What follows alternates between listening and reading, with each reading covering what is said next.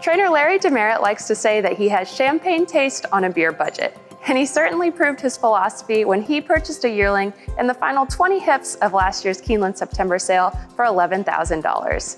That colt went on to be Grade 3 Iroquois Stakes winner West Saratoga. Now, West Saratoga and his trainer are on to the Grade 1 Claiborne Breeders Futurity. Not too much not to like about this horse, because when you look at him, he's a well-balanced horse. He don't have much defect to him at all. And when I saw him, I said, well, if he has the heart to go with everything else he's got going for him, he could be a nice one. And from day one, I tell Dante, I said, man, this guy is smart, very, very smart. He don't have too many bad days, you know. And even like when we breeze him in the mornings, he's excited, feel good about himself when he go out there and work good. You know, come back to the barn, he's real happy. This is a team effort. I just oversee things to get it done, but all week long we were saying, well, they gotta run really good to beat this horse, because he come out the race he wants so good and ready to move forward. We had all the confidence in the world.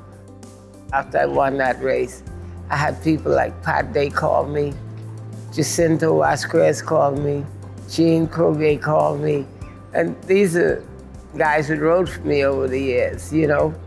And I think a lot of them, and besides, I have so many friends. It's like I'm doing it for a whole group of people, just not me. I love my horse a lot. I wouldn't trade him for any horse in the race. And there's a horse within there would beat him before, and I'm not sure, you know, that horse could be moving forward also, you know. So it's just a horse race, and we prepare our horse. We're not worrying about who's there. Once we take our horse into the race the best we can at this stage of the game, win, lose, or draw, I can handle it. I'm from the Bahamas, where my dad was a horse trainer, so I always had that passion from a kid. I always tell people I know horses before I know myself.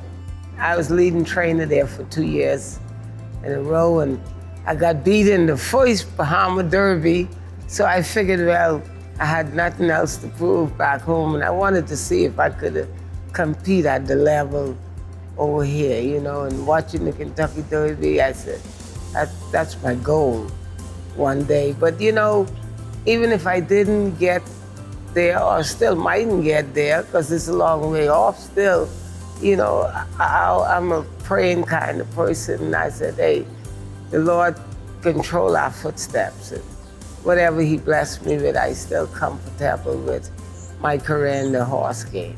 So hopefully we blessed enough to go on to the Derby. I'm just going day by day trying to do what God has me here to do.